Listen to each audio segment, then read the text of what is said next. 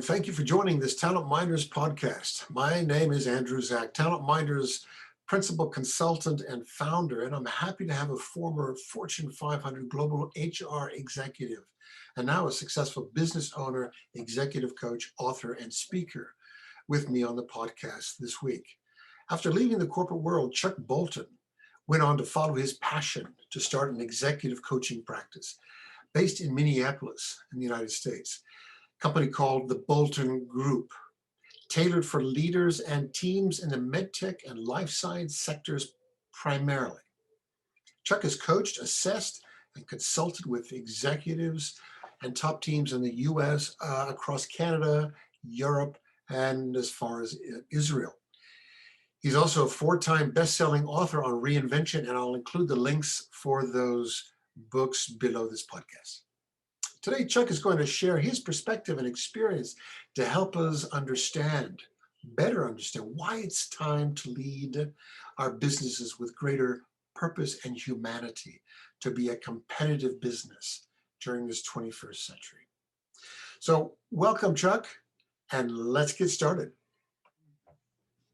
Great, Chuck. Well, maybe a good place to begin, Chuck, is to give a brief introduction of your background, your lots of expertise, and your business, the Bolton Group.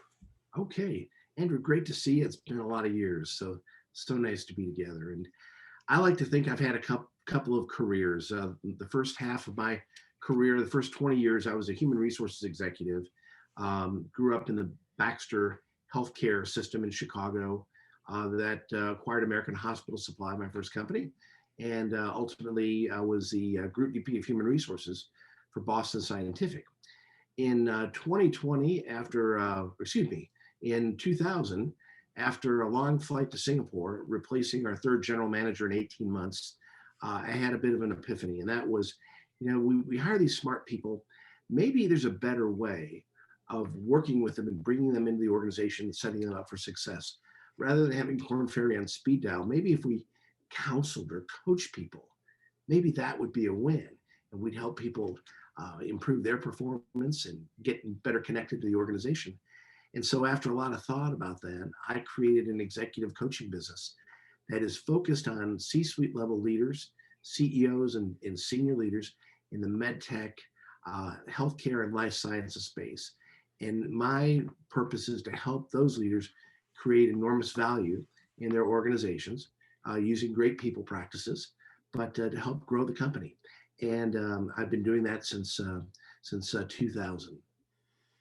Fantastic. Well, it's great to see you again. Chuck and I had the pleasure of working together. Well, you were my boss. You were the big man at the time. I was over in Paris, and you were in Boston at Natick, I believe, right, at the corporate headquarters. That's right. So it was a great pleasure, and it's great to be with you today. Oh, it's great to see you. So the topic of this podcast is around mastering human leadership, bringing that human element back into the leadership culture, or bringing it for the first time in many cases to the leadership culture. As the business environment is changing, it's getting harder to compete, right? And beyond sort of the competitive landscape and the markets and the products and the technology and all that change, which is affecting how we need to work every single day.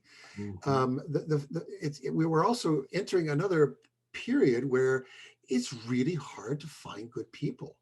Right. So it's really important that we, I think, consider leveraging this notion of humanity, bringing that to the leadership, so that we can not only attract people, good people, but get people to stay and help us develop a culture and a service that is sustainable. Right. So that's sort of what we want to look at today. And before we jump into some of the details, maybe you could share how would you describe this notion of human leadership and its origins? Yeah. And how does it differ from what we often find in today's leadership practices? Right. Well, that's a great question. And I think back to my mentor. When I started my HR career, it was a gentleman by the name of Bob DeBon I worked for. and that was at American Hospital Supply. And Bob had come from Hallmark Cards. He'd been in the Army before then, and ultimately became the senior vice president at Allegiance Healthcare that got sold to Cardinal Health. And Bob's view was very simple. He said, first, you take care of people. You take great care of your people. And when you take great care of your people, they take great care of the customer. And when you take great care of the customer, then your stakeholders get well taken care of. But you've got to remember to do it in that order. And you'll be tempted at times to not always go with that order. In times when business is tough, you might want to defer to the stakeholder, but you can't do that. If you're looking to have a sustainable business that grows over the long haul, you've got to follow that formula. Take care of your people, who take care of your customers, who take care of the shareholders. Beautiful. And that's a philosophy that I've really lived my career by and still use with my clients today. Let's get the people thing right. And that's about treating people the way we want to be treated, helping people become their best, helping them find their purpose, helping them understand what their gifts and talents are, putting them in situations where they're going to be challenged, but they can be stretched and they can be given feedback and they can be developed and they can grow and go on and do better things. We had an old expression in American Hospital Supply that when it was time to fill a position, we would always look inside the organization first. And if the person had a 51% chance of being successful, you put them in the role. And so it was really a hothouse for young, ambitious, talented people that wanted to do great things, which is improve the quality of health of people in the world. So that was how I learned it. And I think we tend to try to overcomplicate it, but take care of people who take care of customers, then the shareholders will be taken care of. It's really interesting. And we'll come back to this a bit later, but it sounds fairly intuitive, makes sense. It's just amazing how business struggles with this very simple concept. And how, but we have so many good examples of great companies that have great leaders and yield great results because of how they treat their people, whether it's a Procter and Gamble or your company, or we talked about FedEx earlier. Leadership is just so important, and the people at the end of the day is really most of what you've got. So I think the average, and just to follow up on that, I think the average mediocre companies are ones that sort of, go back and forth on the pendulum. They're like, okay, we're people oriented when times are good, but now times are tough. We're going to tighten the belt and we're going to lay folks off and treat them poorly. And then, they get through maybe that crisis. Oh, gee, we better start treating them better. We're going to throw, some trinkets and try to get them engaged, in hopes that things will get better. But there's a huge trust issue, right? When you go back and forth, and you're better off staying with your values. And, maybe you don't see the spectacular growth because you're not maximizing your profitability at all costs on the upside. But over the long haul, those companies have been shown to perform much better over the long cycle than companies that tend to be more situationally based or more driven towards maximizing the value for shareholders. That's interesting. I had the opportunity to experience a bit of that when I was head of HR for a company, and we had a fantastic regional president at the time. He had come out of Philips, and we were having some tough times. It was when was this? 2008, I guess. So markets were hurting, I think, worldwide, and we were starting to have some layoffs. Corporate was, issuing their mandates and so on, and he refused to take that course. He took actually the opposite. He was saying, this is the time we need to keep our people. This is the great time to develop those people, so that we're ready when we come through this, because we're going to come through this. Let's, and it was linked to that trust, and that partnership. It wasn't just an employment contract. He really viewed his organization as a partnership, and it was a long-term view. Well, it's like Hubert Joly, right, at Best Buy, when he joined them during the depths of the recession and said, look, we got to take care of our people here because they're the ones that are going to help us, climb this ladder. And if you look at Best Buy, of course, he's got a new book that is, I think it's either been released or will be released here very shortly. One of the things that, McKinsey's is picked up on the book, and you were kind enough to send me that article, and HBR has done the same. But one of the things that really wasn't emphasized in either article is what Best Buy has done. He's done under his leadership to position the company to become a healthcare company. And in 10 years, 50% of Best Buy's revenues are going to come from healthcare. It's healthcare business. They've made some spectacular acquisitions. And that wouldn't happen without taking the longer term view and investing in people. Excellent. So they've really reinvented this retail concept. They reinvented their position within retail, but they've taken it a step further now, in that they're going to be transforming the company into a healthcare juggernaut in the years to come. Cool. Well, it's interesting. That's a nice transition to our next point here. Recent research, I believe this one came from Gardner, concludes that organizations and leaders aren't meeting employees' basic human needs of finding meaning, purpose, connection, and genuine happiness in their work. Despite all this talk and all this investment around engagement and so on, 77% of leaders think they do a good job of engaging their people, while 88% of employees say their leaders don't engage enough. So that continues to be an ongoing discrepancy, which is really interesting. Why do organizations continue to struggle, do you think, to put humanity first? Well, I think there are a variety of reasons. I think one of which is comfort. In other words, the leaders are comfortable, and it can be messy when you start taking a more humanistic approach and you're coaching people and you're helping people create better lives. I think there's short-termism that's part of that we're too focused on short-term results to really connect with folks. But the thing that scares me is most leaders have not defined their purpose or operate in a way that's purposeful. The research shows that 70% of leaders have not defined their own purpose. They don't lead purposefully. So even if the company's got a purpose, they're not leading purposefully. And I don't know about you, but who wants to be led by somebody without a purpose? I sure don't. Yeah, great point.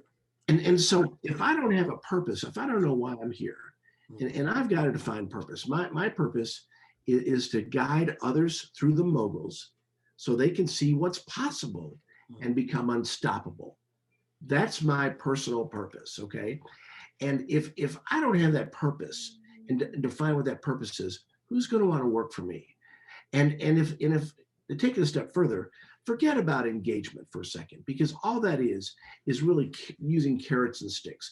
If I give you some carrots, you're going to perform better for a little while, and then you're going to go back to where you were. You're going to be, not engaged, not disengaged, sort of in that gray zone. And I got to bring you more carrots. It's kind of an adult and child relationship. And I don't particularly care for the idea of measuring engagement or working to try to increase engagement. What I want are passionate people. I want a team of passionate people. Now, how do I help people become passionate? Well, I show them how to mine for and dig and craft their own individual purposes. And I show them under the umbrella of our organization, here's our purpose as a company. Let me understand your purpose. Here's where you can fit well within our company, fulfilling your own purpose and at the same time fulfilling the company's purpose. And that's what brings the juice. That's what brings the passion that people can apply to work. When they know that they can apply their gifts, their talents to something that's meaningful to them, you don't have to worry about engagement then, because you'll get it. Yeah. So help people figure out what success is to them, help them understand what their gifts are, show them how to apply those gifts, help them get their purpose clarified, help them understand that there are 3 ways around raising your passion, help them understand that, and help them get more passionate about their work. And that's how you lift up those numbers. And that's how great companies do great things. That's awesome. And I would imagine in doing so, the leader starts to recognize that his or her purpose is not just about making sure Joey comes to work every day. There's Not actually a much bigger contribution to be made. And you know, I've seen that sometimes, you know, when we take when we go through, you know, a coaching class, if you want to call it, or intervention, not necessarily class, but a process where we help managers to learn, you know, how do you coach and then implement a coaching structure and so on. At the end of that, as an example, they look back on where they've come from and they say, gee, you know, my value proposition has just shot up enormously. And, you know, how I was behaving before, just in this simple example, was far less valuable to the business and to me as a leader, right?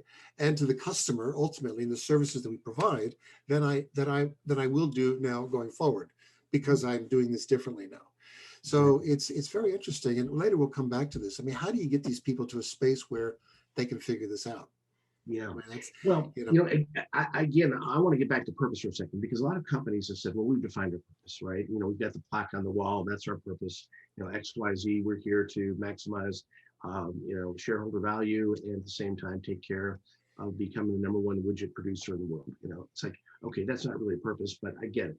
You think it's your purpose. The problem is that then leaders will say, well, that's my purpose, is to follow the company's purpose. And that's BS. It's not at all. You know, you can't retire from, you can't be fired from your purpose. If you really do the work and you do the digging, you know, your purpose is really it's your forward pointing arrow in life. It's what gives your life meaning. And it's what you bring that's special to your work or to your play or to your volunteer organizations or whatever. You know, now Hubert Joly with Best Buy, he talks about his purpose and he says, my individual personal purpose is to try to make a positive difference for people around me, and then to use a platform I have to make a positive difference in the world. He says, this is an evergreen purpose, meaning whether I'm the CEO of Best Buy or starting my next chapter, it's always true. So what more valuable gift could you give Mr. or Ms. Leader than to define your own purpose, share that with others, and then help them find their purpose?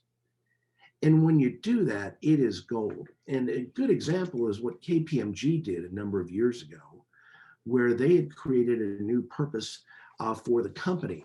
And their purpose was, you know, we want to inspire confidence and empower change. So it's a little different. You know, we're not going to focus on audit so much. We're focusing on being a global consulting company. And they then took that purpose statement and asked each of their senior leaders on the executive leadership team to create their own purposes and purpose stories. Well, you can imagine how foreign that must have felt. yeah. These senior leaders were like, purpose? What do you mean purpose? You know, defining my own purpose? I don't know. But they got some training. They went through the process and they clarified their purpose. And then they taught their direct reports, who taught their direct reports how to do the same thing.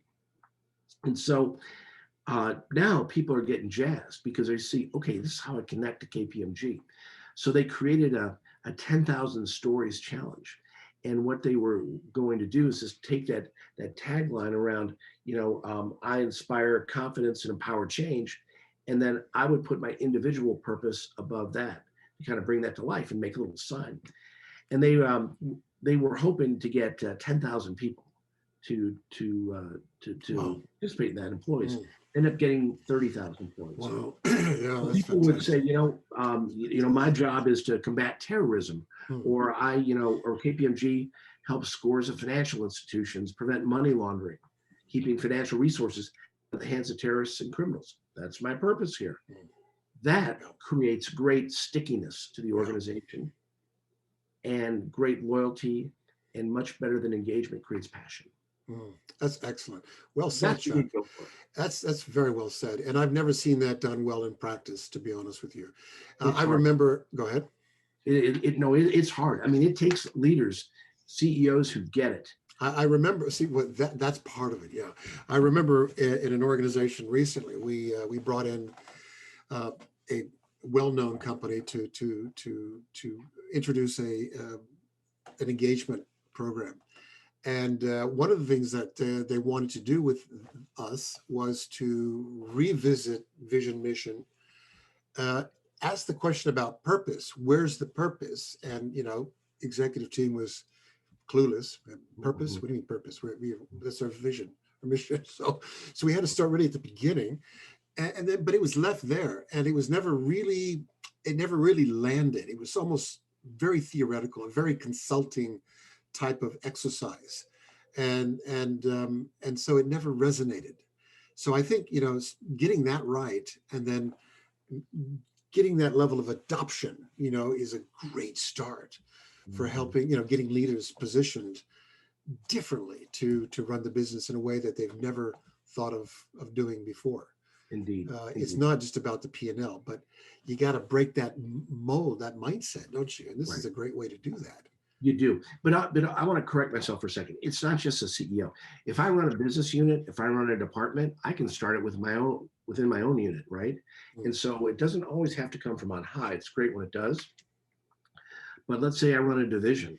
I run $100 million division, and I get that people are my most important asset, and I need to retain and really get my people fired up about our business, get them passionate. Then I'm going to get clear about my purpose. Mm. I'm going to get my team clear about their individual purposes. Mm. We're going to roll purpose down throughout the organization and help people with that. What a wonderful gift Mm. it is.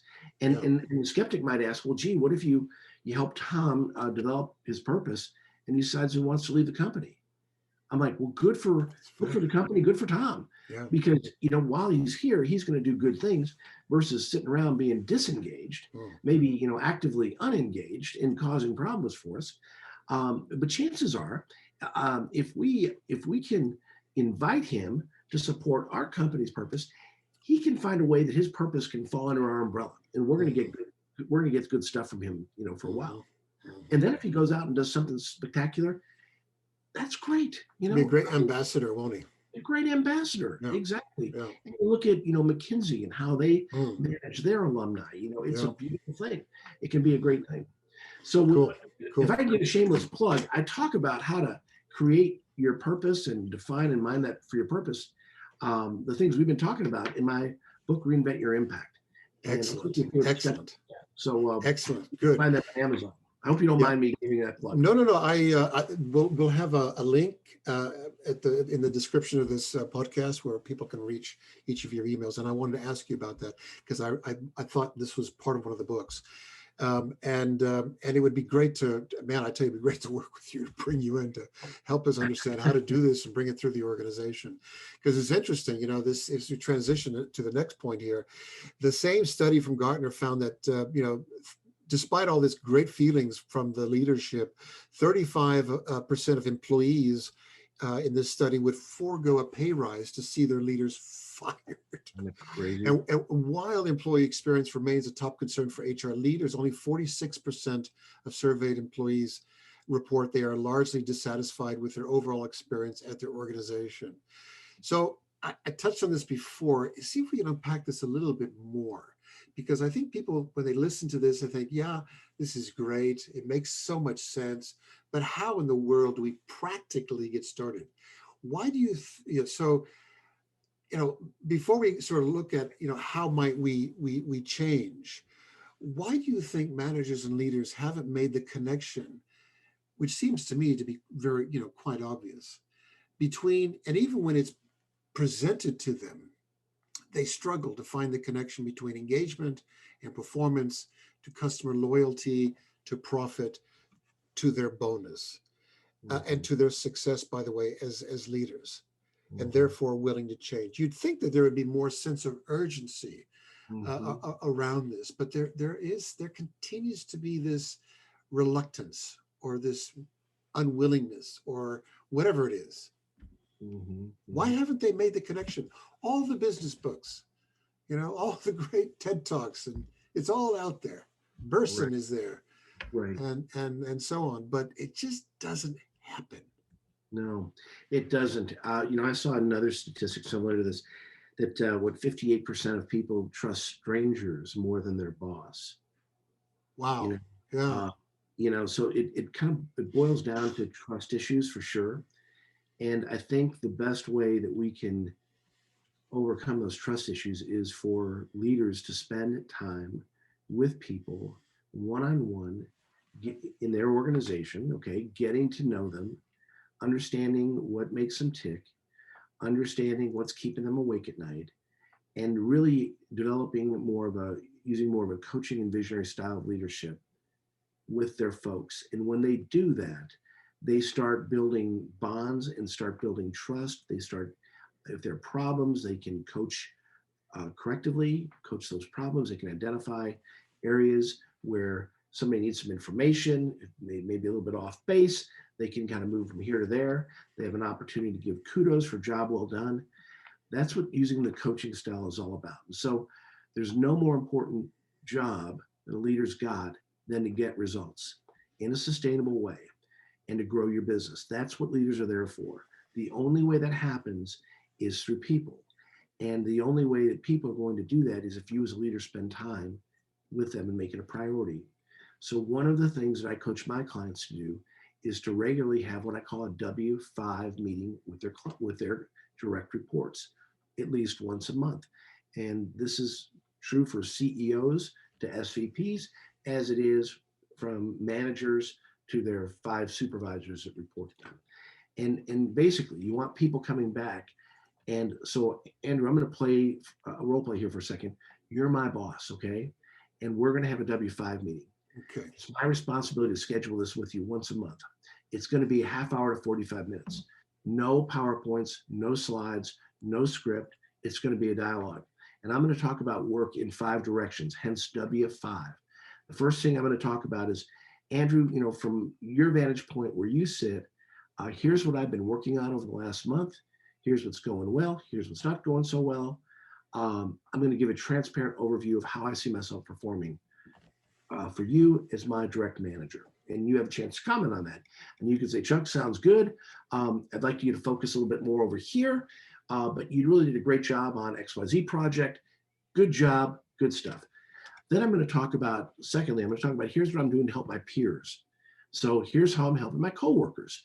Third area, here's what I'm doing to help my direct reports grow and develop. Fourth area, and we don't do these necessarily in this numerical area, but fourth is here's what I'm doing to help customers. And the fifth and final one is here's how I'm learning and growing.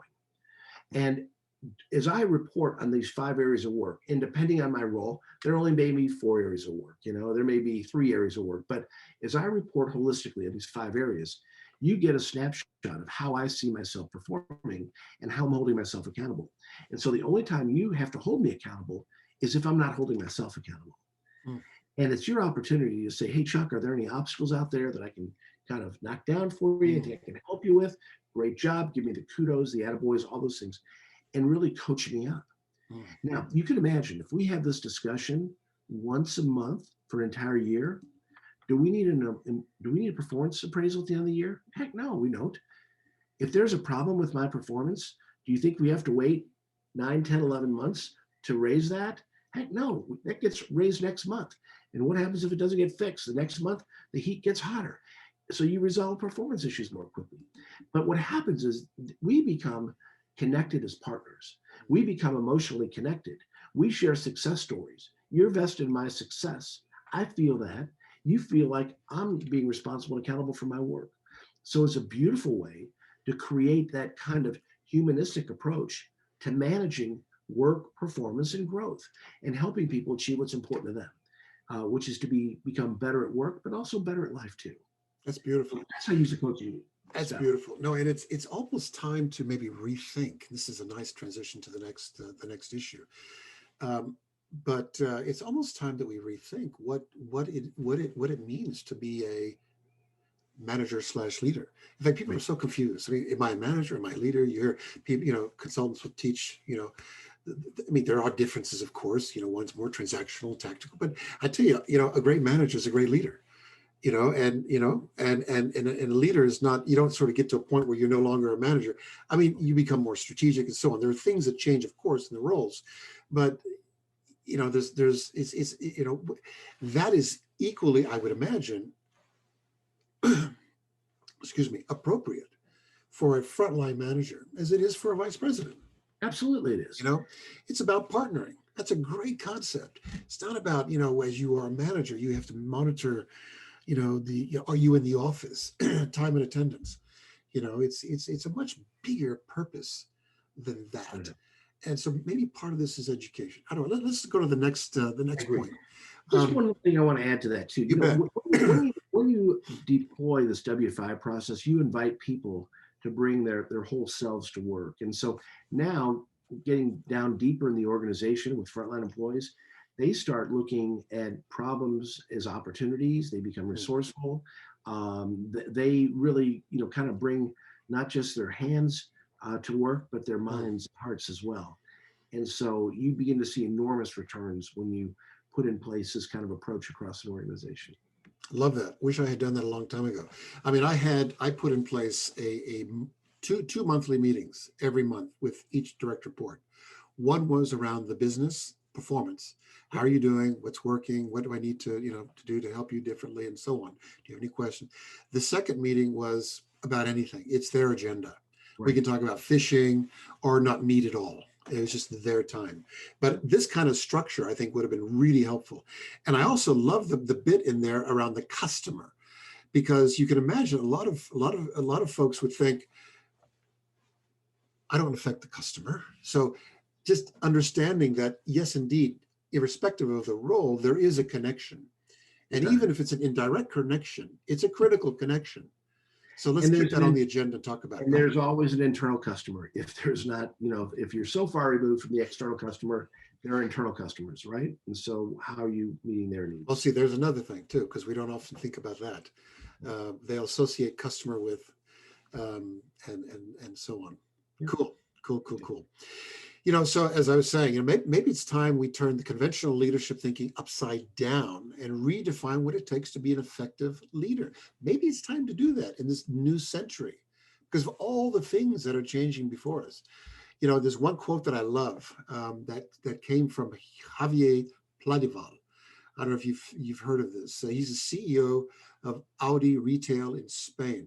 Mm-hmm. And he said that leadership today is about unlearning management and relearning being human.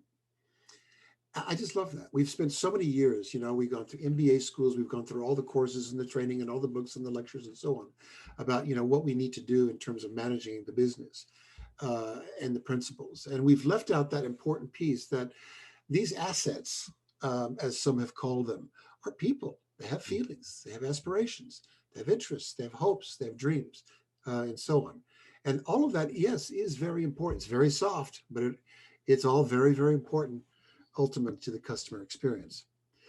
So let me ask you, if I could, what does human leadership look like? What are the key? So if I'm listening to this and I want to sort of consider making this transition, what does it look like?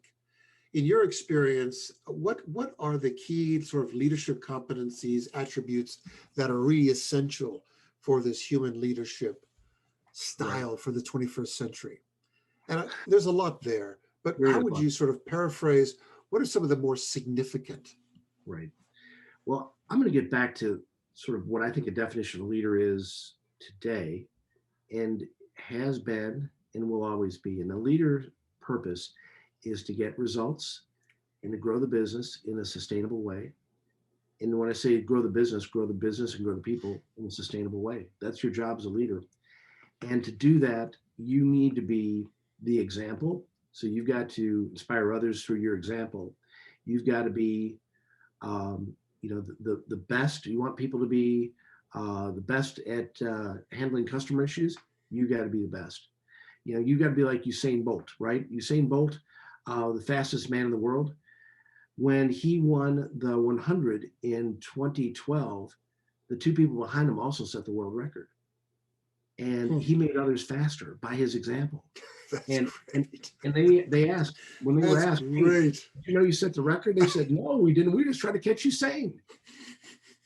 So great leaders are setting an example. They set the bar themselves. So Andrew, if you're my leader, are you setting the bar? Are you leading the way you want to be led? Are you leading the way that you that you suggest these 21st century leaders ought to lead.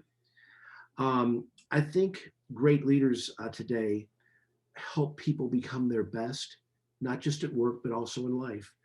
And so that means we hear about messy stuff in these W5 meetings, these coaching sessions. But that's how we build the connections. And so that's important. And then great leaders get people aligned, right? And so, we use systems like the objective and key result systems that John Doerr talks about, that he learned at Intel from Andy Grove, and that now at Kleiner Perkins, the venture capital powerhouse out in Silicon Valley. He shares with Google and Twitter and other companies, how to really manage your production, your productivity on an annual, quarterly, monthly, weekly basis. We've got to have systems like that that align. But most importantly, we've got to remember that leadership is very much a human business. And how do we connect other humans? It's not through facts and figures and statistics and trend lines and reports and profitability increases that are required and meeting the plan and all that stuff. It's through the power of story. We've got to be a mixologist of people's brains. We've got to transfer DNA. We've got to unleash neurotransmitters. And to do that, we need to tell stories. And so we tell a story of a sales rep that did a great job of taking care of a customer that had a need. We are all craving great stories. We've been doing it for 40,000 years. And when we tell a great story, we unleash 3 neurotransmitters, right? We release dopamine. When we tell a story, it's got a hook and we get people interested, dopamine gets released. And then we start talking about what are the stakes, what could go wrong. We introduce tension. Guess what that releases? Cortisol.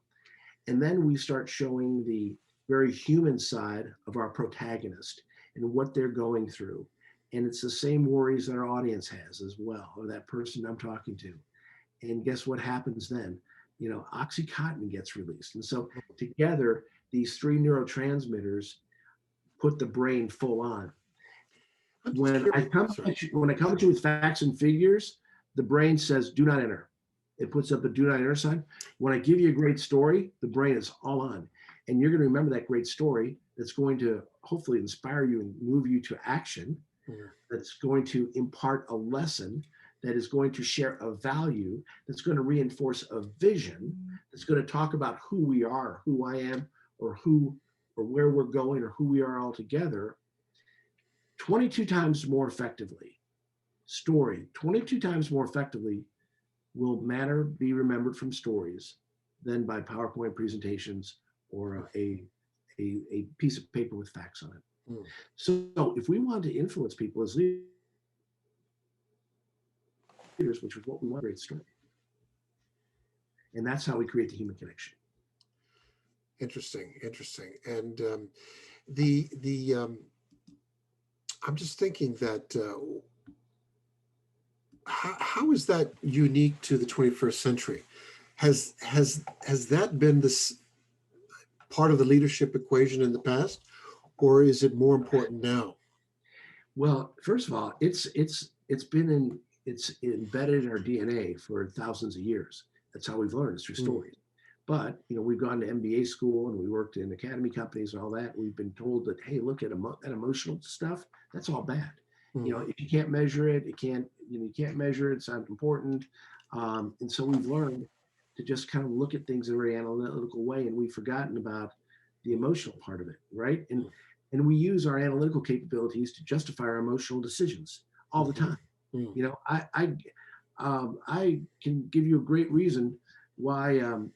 Factual reason why I bought that, BMW 650i convertible.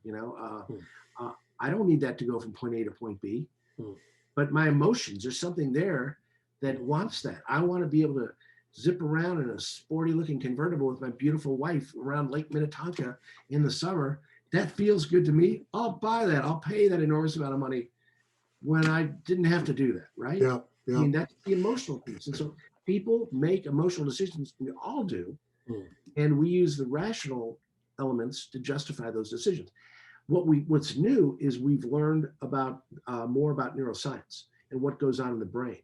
and how the brain makes decisions and how these different chemicals flood the brain when we hear stories, that they don't get triggered when we're hearing the PowerPoint presentation on the Q4 operating review.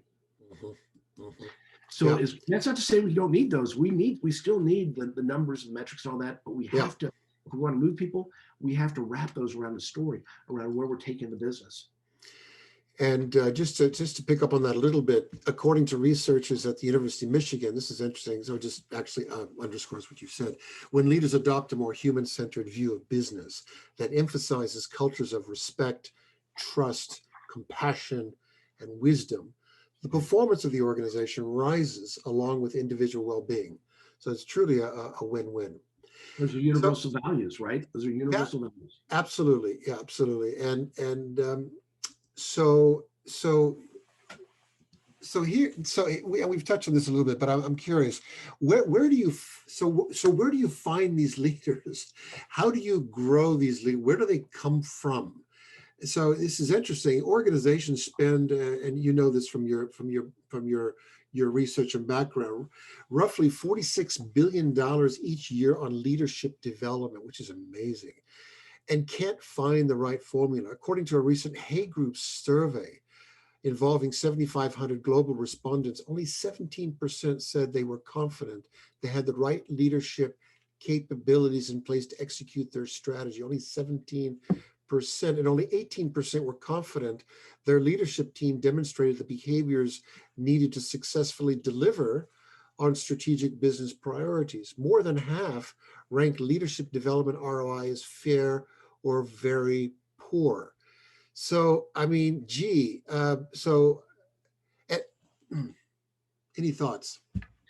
I've got a lot of thoughts. Number one, Where we find these leaders, where we need these I'd like a leaders, lot. right? I guess my first thought is I'd like a Go ahead. lot higher percentage of that 46 billion than I have right now. That's being, but all Yeah. kidding aside, and that issue that you've described gets exacerbated with the number of retirements that are taking place, right, Mm. among baby boomers every year. That is creating a leadership void. But I think we've been training on the wrong stuff. I really do. I mean, I would get back to teaching leaders how to connect with people using the power of story through coaching, using that story in a way where they exercise their visionary leadership skills, on how to get people aligned using OKR systems, things like that. Um, I would train them on the right stuff, and I don't know what they're getting trained on, but I think it's sort of flavors of the month. Storytelling has been with us since men could communicate. And it's going to continue to be with us. It's what sets the brain on fire. And so we need to learn those skills. And I wasn't taught that skill as I was growing up as a leader. It's one that I've developed Mm. over the last 10 years, by taking courses and reading and learning how to do it and going to classes and now teaching and writing about it. And But somewhere along the way, you had a mentor, though, right? You had someone who could show you and set an somebody example. somebody hit me with a story and it was You're like, fortunate. wow, that was Yeah. powerful. And they invited me to dig forward and write my who am I story, and I did, which is very healing, actually, very good as well. But when I tell you that who am I story, when we, not just me, but when you tell your who am I story, it gives people the connective tissue to know, like, and trust you. Okay. And so each leader needs to be able to tell that story. And so storytelling is enormously important to bring humanity back to leadership and to bring humanity in the workplace. It's not just for leaders, it's for everybody. And so if I were the VP of R&D at XYZ company right now, I'd be all over trying to make ours a storytelling culture. I would be all over making ours a coaching culture, where we're having these discussions. And guess what happens when we do that? We're able to address tough topics like DEI topics as well. We're able to address topics like women in leadership, and be able to increase the participation of women, the skills that women bring as leaders, their empathy, their smarts, their collaboration skills makes them the ideal leaders of the 21st century. We need to do a better job of making sure that we're making it easier for women to lead today, but also tomorrow too, and that they're encouraged and able to do that when we lose so many, in their 30s and 40s to do other endeavors. So it's bringing in storytelling, developing more of a coaching and visionary style of leadership. That's where I'd put my money on. Cool.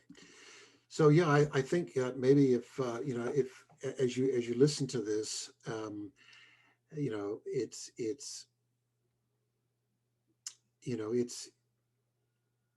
it's not an easy fix. Part of it is certainly the whole training piece needs to, I think, be reevaluated, and I think it is being reevaluated, but in certain sectors anyway. Trying to be a little bit more future focused. I think trying to get a little bit more strategic in terms of what is offered and why it's offered and how it's delivered. But I still see that huge disconnect between the sort of the theory and the practice.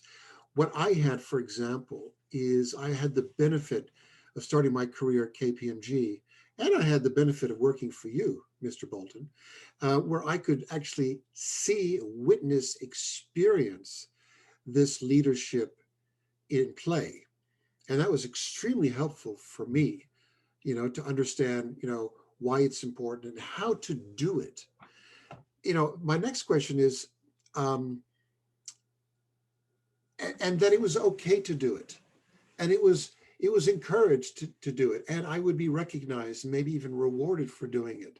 That was good behavior. It was aligned to our values. We want to see more of it. And so that level of encouragement and motivation was there. And I was very excited about developing a certain leadership style, which is, I think, very consistent to what we've been talking about, because I had people like you and my great old boss at KPMG to help me to get started. You got to have those So role models, without a doubt. That's very helpful. clearly, the CEO has a role to play in driving this transformation, as does the CHRO and other C-suite and divisional leaders. In your experience, who is accountable for having getting this leadership culture right? Who is responsible? Who's accountable? If you're looking at a RACI chart, for example, who would you say is accountable? Well, at the end of the day, the CEO is always accountable. The CEO is always accountable. However, the CEO needs to hear of good ideas and needs to be led and needs to be shown and needs to be coached. And that's where the CHRO can come into play. In talking about, we've got a purpose, but it's kind of sterile. And let's bring that to life. And here's a way we can bring it to life. If we all got clear on our purposes individually, that would be a wonderful example for people deeper in the organization. And it would make you much more human, Ms. CEO, if you were to share your purpose, because you want people to be more engaged and more passionate about our business. Well, let's start doing things that really make a meaningful difference around that, and not just, have more free pizza days, or, put more foosball tables in, or whatever it is, the folks are doing that really don't have that effect. Mm-hmm. They want to know, like, and trust the people they're working with. So it's the HR person can put the bug in the ear of people, but sadly, most HR people, I'm afraid, don't do that in a very persuasive way. And why don't they do that? Well, because they may read an article, but they don't have a story to give them an example of a company that's doing purpose-driven leadership, like the KPMG example I shared a little bit earlier. Mm. So you've got to learn how to tell stories. And I think HR leaders have to get deeper in the business and make sure that, they are spotting opportunities where, we are trying to build a world-class brand, but we have an unclear customer story. So I want to work with our heads of sales and marketing around helping with the customer story. And let's look at companies that do a great job of doing their customer stories. Mm-hmm. HR person can be a tremendous catalyst for those kinds of things. But sadly, I don't see most HR people accepting that role.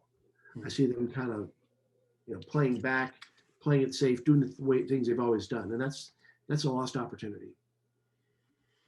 The, as you're talking, I'm really thinking of the power of coaching, and I can really see the value you bring to your clients. I mean, this is a great example of a need for a CEO. A lot of these CEOs are very, very busy, And a lot of them would ask the question to themselves privately, well, how do I get started? Really, Yeah. what do I do? What's the first step?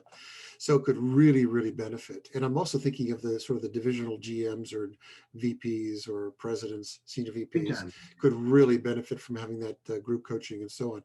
And Big time. as the CHRO as well, because again, they're very process oriented.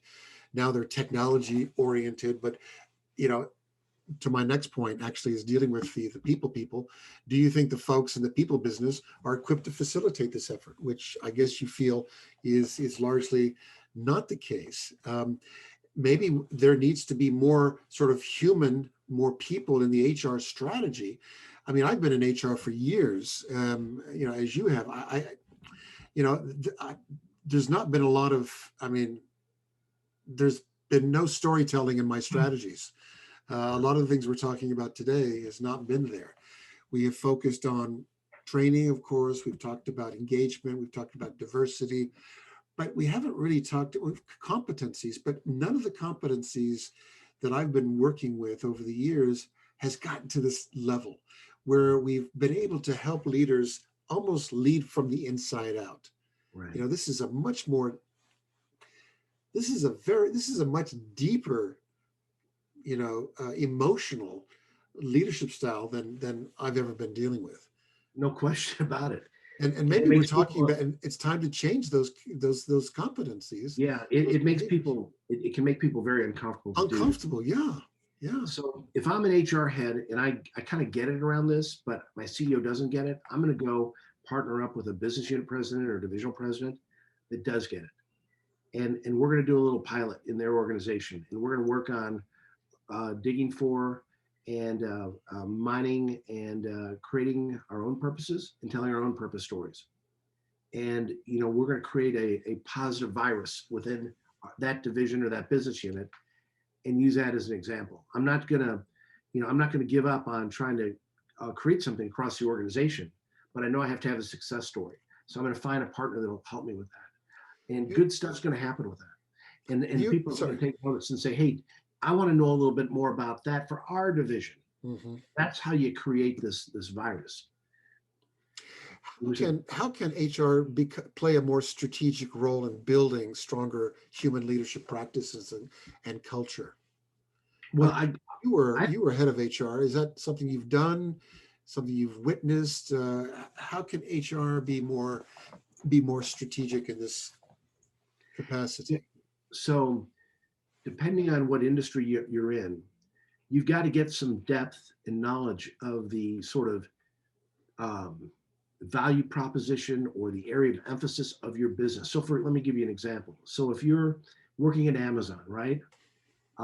Amazon is really, really good at looking at problems that they've got and creating businesses that other companies have that same problem. They go out and sell the problem now that they have a fix for. So Amazon Web Services, AWS, is a great example of that, right?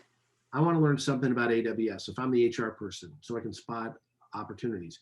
If I'm working at Walmart, corporate Walmart, I need to learn something about supply chain. If I'm working for, Ferrari, I've got to know something about, high-end fashion as well as automotive so that I can bring some competency to sit in those meetings where we're talking about strategy and how to maximize our strategy and our brand through people. You've got to learn a bit about the business and what really makes things tick there. And then I'm looking at ways in which we can unleash human potential. And again, it gets back to coaching, it gets back to purpose, it gets back to storytelling. It can be tied into any business, but you've got to know where you're going. You also can think about what are the, what is our business? What human instinct does it appeal to? So you look at the heart, right? You've got businesses that appeal to the heart, like Volvo, keeping our people safe. That appeals to the heart. So let's get stories around heart. Mm-hmm. Others appeal to the gut. And the gut is like, okay, let's get more for less. So let's look at Costco. Let's look at Dell Computer. Let's look at Walmart. Let's look at the brain. Who makes products for the brain? Google, right? Let's look for the the genitals, right? We appeal to the genitals. We want to look like we would be a better mate, that we make more money, that we stand out.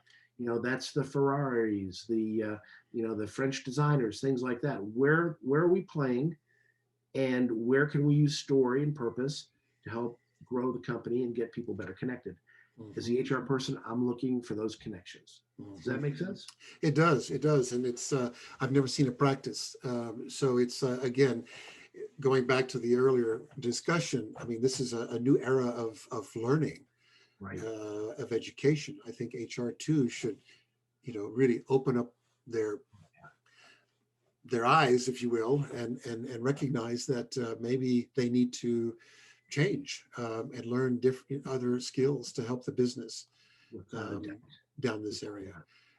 It's just not something that comes up in conversation. It's far too tactical, transactional, Yeah. and day to day. It's not strategic enough, and I think they need to play a huge role in facilitating this transformation, to a more human-centered leadership practice.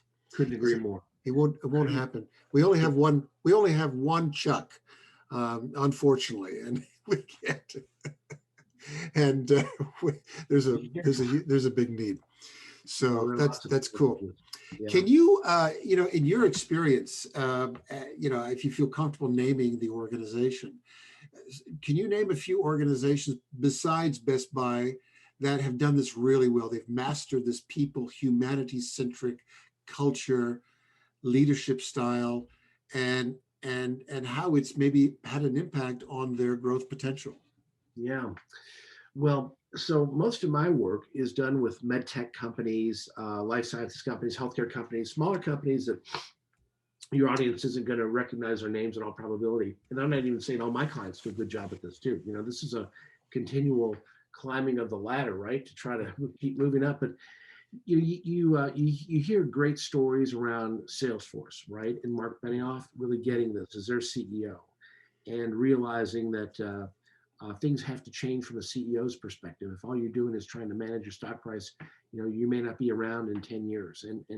And so you've got to look at, making your people better, making the planet better, really serving multiple stakeholders.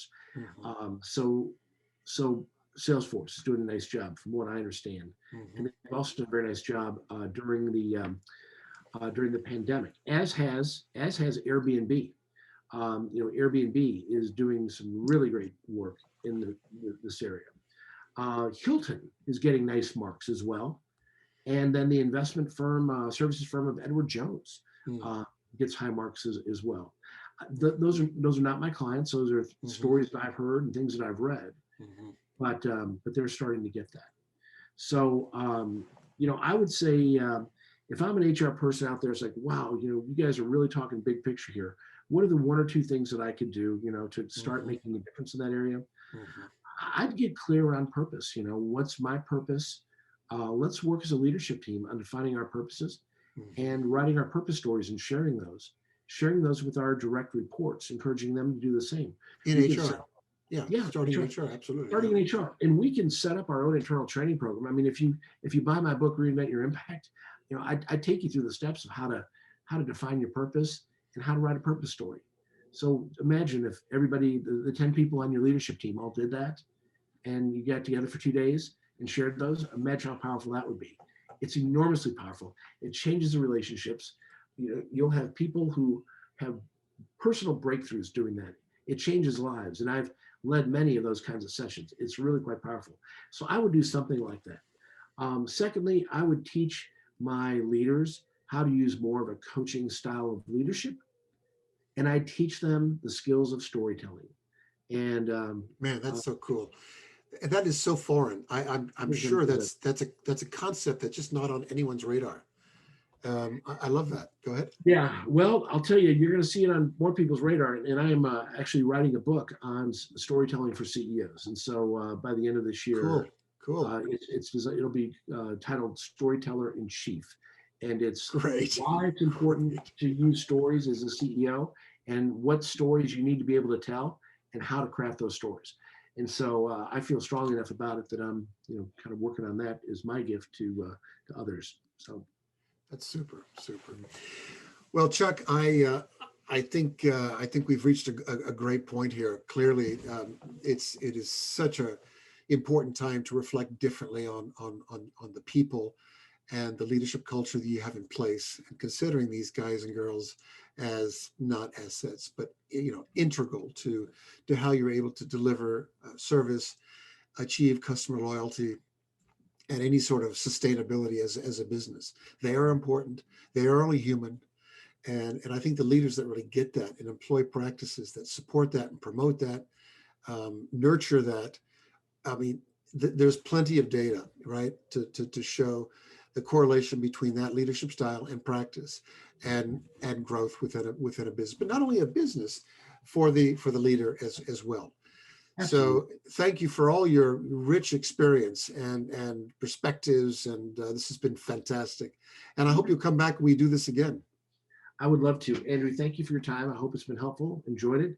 And you know what? All the stats, all the studies, and all that say that we need to be approaching leadership in a more humane way.